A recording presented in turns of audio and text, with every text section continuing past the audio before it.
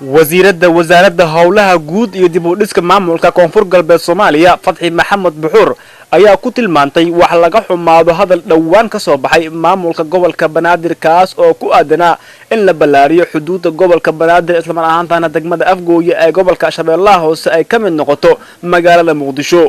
wasiiradda ayaa sheegtay in maamulka gobolka Banaadir looga fadhiyo in arinkaas uu raaligelin ka bixiyo. haddii oo aan ka bilaabo marka hore gudoomiyaha gobolka Banaadir wuxuu ilowsan yahay in maamulka koonfur galbeed ay tahay maamul jiro. degmada koonfur galbeed waxa ay ka tirsan tahay ama udub dhaxaad ay u tahay maamulka koonfur galbeed. run ahaantii maanta shacabka Soomaaliyeed gobol kastaba ha ahaadee dhibaatooyin fara badan ayaa iska jirto.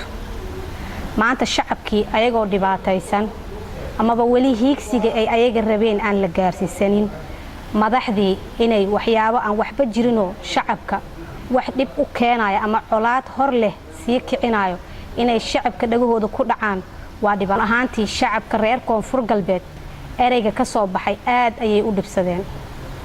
dawladda dhexe ee Soomaaliya maanta maamul goboleedyadii dhanba waxa wax ka jiro wax yaro isfahan waa ayaa jiro.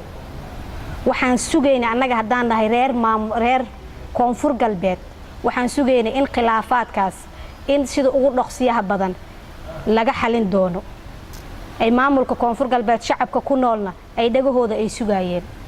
ma ahayn in gudoomiyaha gobolka Banaadir injineer Yariisow uu ereygaas afkiisa ka soo yeero. dawladda dhexena wali aysan ka hadlin amaba aysan wali warbixin aan laga helin. Cabdiwali Cali online TV-ga caalamiga ah ee Universal gobolka Shabeellaha Hoose.